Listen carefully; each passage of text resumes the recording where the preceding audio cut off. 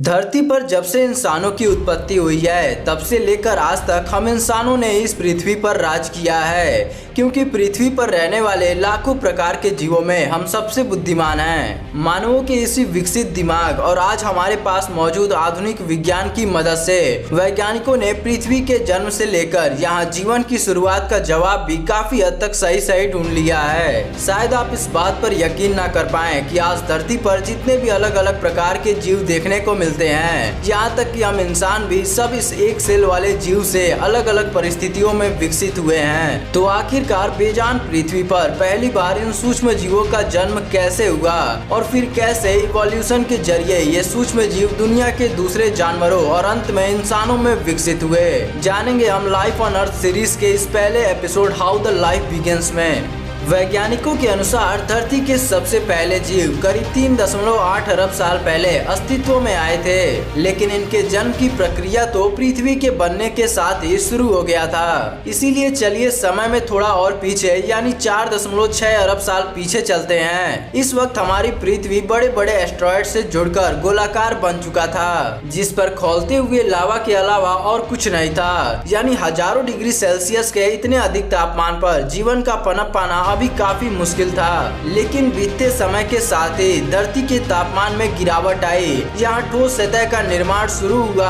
और फिर धरती पर एक ऐसा चीज आया जो शायद जीवन पनपने के लिए सबसे जरूरी था, और वो है पानी। आपको बता दें कि करीब 4.4 अरब साल पहले फिर जब अंतरिक्ष से एस्ट्रॉयड्स की बारिश शुरू हुई, तब उन एस्ट्रॉयड्स के सतह पर आइस के क्रिस्टल्स थे, और जब करोड़ों सालों तक ये एस्ट्रॉयड्स पृथ्वी पर गिरते रहे तो धरती पर महासागरों का निर्माण हुआ।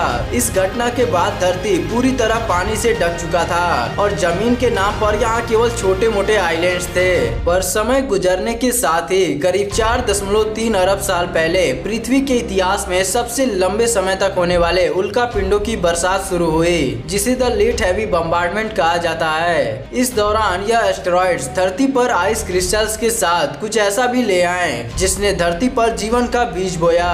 ये एस्टेरॉइड अपने साथ मिनरल्स, ऑर्गेनिक कंपाउंड जैसे कि एमिनो और न्यूक्लिक एसिड्स लाए थे। जब इन एलिमेंट्स के एटम्स ने समुद्र के नीचे आपस में रिएक्शन किया तो उससे आरएनए चेन डेवलप हुआ, और फिर नेचुरल लाइटनिंग से ट्रिगर होकर ये आरएनए डीएनए में विकसित हो गए, जिससे पृथ्वी पर पहली बार ये एक सेल्स वाले सूक्ष्म जीवों ने जन्म लिया, और इन्हीं को हम बैक्टीरिया के नाम से जानते हैं। और कुछ इस तरह बेजान पृथ्वी पर 3.8 अरब साल पहले जीवन की शुरुआत हो गई।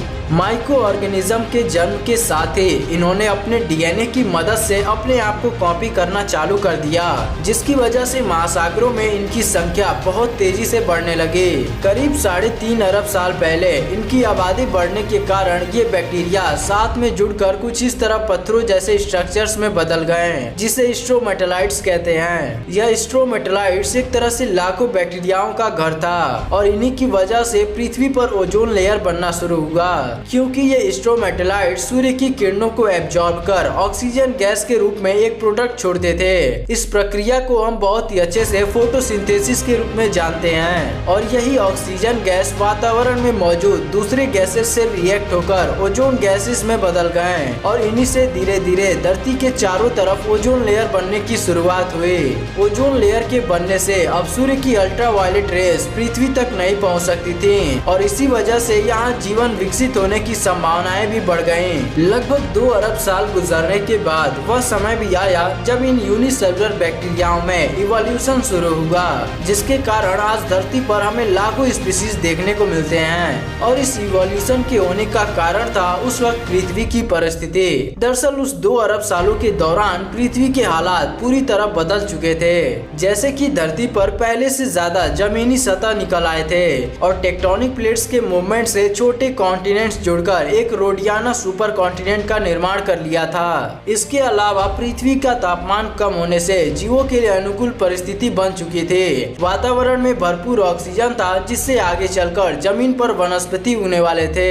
इसी अनुकूल वातावरण में 1.5 अरब साल पहले पहली बार 2 यूनिसेलुलर बैक्टीरिया आपस में मर्ज हुए, जिससे 2 अलग अलग सेल्स एक बॉडी में आ गए, और वे यूनिसेलुलर से मल्टीसेलुलर बैक्टीरिया में बदल गए। जब वो 2 सेल्स वाले बैक्टीरिया वापस स्प्लिट हुए तो उनसे दो दो सेल्स वाले बैक्टीरिया पैदा हो गए और जैसे जैसे बैक्टीरिया ने इस प्रोसेस को दोहराया उनके अंदर सेल्स की संख्या बढ़ने के साथ ही उनके शरीर का आकार भी माइक्रोस्कोपिक से बढ़कर दिखने लायक बन चुका था।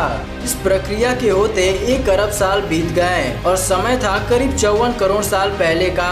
इस वक्त पर समुद्र में जाने पर हमें एक अलग ही नजारा देखने को मिलता है, क्योंकि अब वे मल्टी सेलुलर जीव अपने आप को कई अलग अलग रूपों में विकसित कर चुके थे। किसी भी जीव में इवोल्यूशन उसके जरूरत और आसपास मौजूद एलिमेंट से होते हैं, जैसे कि यह माइक्रोडिक्टियन आकार में छोटे होने के कारण अक्सर इनका शिकार बड़े जीव कर लेते थे और इसी वजह से इन्होंने समुद्र में मौजूद कैल्शियम पदार्थ से अपने शरीर पर एक मजबूत सेल डेवलप कर लिया ताकि इन्हें कोई खा ना पाए। लेकिन यह इवोल्यूशन केवल जीवों की जरूरतों से ही नहीं हो रहा था, बल्कि इसमें सबसे बड़ा हाथ खुद अर्थ का था, जो मुख्यतः 3 तरीकों से इवोल्यूशन कर रहा था। पहला, मास एक्सटेंशन। धरती पर जब से जीवन शुरू हुआ तब से ही पृथ्वी को बहुत बार आइस एज झेलना पड़ा, जिसके कारण इतने कम तापमान में समुद्र में जो भी जीव थे उनमें से 95% जीव खत्म हो जाते और जो अपने आप को किसी तरह बचा लेते थे उनके शरीर में वातावरण के मुताबिक बदलाव हो जाता था। दूसरा है स्टेम इवोल्यूशन। टेक्टोनिक प्लेट्स में हलचल से कॉन्टिनेंट्स टूटते रहे, जिससे लिविंग स्पीसीज 2 अलग अलग लैंड मासेस में बटकर 2 अलग अलग दिखने वाले स्पीसीज बन जाते थे। और तीसरा मुख्य कारण है क्राउन इवोल्यूशन, जिसमें 2 कॉन्टिनेंट्स के जुड़ने से वहाँ के जीव आपस में क्रॉस बीट कर एक तीसरे नए स्पीसीज को जन्म देते थे। देखते ही देखते समय बीतता रहा और लगभग 42 करोड़ साल पहले वो वक्त आया जब धरती पर पहली बार वेजिटेशन यानी पेड़ पौधे उगना भी चालू हो गए। लेकिन आखिर ये सब हुआ कैसे? दरअसल जब single cell bacteria multicellular में कन्वर्ट हो रहे थे तो वे सिर्फ समुद्री जीव में ही नहीं इवॉल्व हुए, बल्कि उनसे कुछ समुद्री पौधे और एल्गी भी विकसित हुए और यही एल्गी यानी काई पेड़ पौधों के पूर्वज थे। जब भी समुद्र में पानी का लेवल घटता था तब ये एल्गी जमीन पर ही रह जाते, लेकिन वातावरण में नमी, ऑक्सीजन और सूर्य की किरणें होने की वजह से वे जिंदा रह पाते थे और फिर धीरे धीरे वे अपने आप को एल्गी से पौधे और फिर पेड़ों में विकसित कर लिया। पर इसी दौरान जब जमीन से हटकर हम समुद्र में जाते हैं तो हमें एक ऐसा मछली देखने को मिलता है जिन्होंने अपने शरीर के अंदर कुछ बहुत ही हैरतअंगेज चीज विकसित कर लिया था।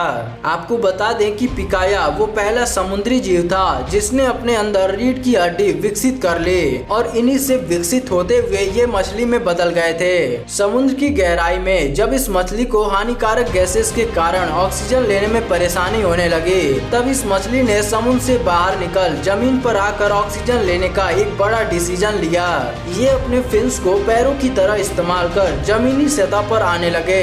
आज से 36 करोड़ साल पहले तक अब ये मछली एम्फीबियंस में बदल गए थे, यानी अब ये जीव पानी के साथ साथ जमीन पर भी रहने लगे और यही स्थियोस्तेगा नाम का एम्फीबियन था जिनसे फ्यूचर में जमीन पर रहने वाले सभी जीव इवॉल्व होने वाले थे।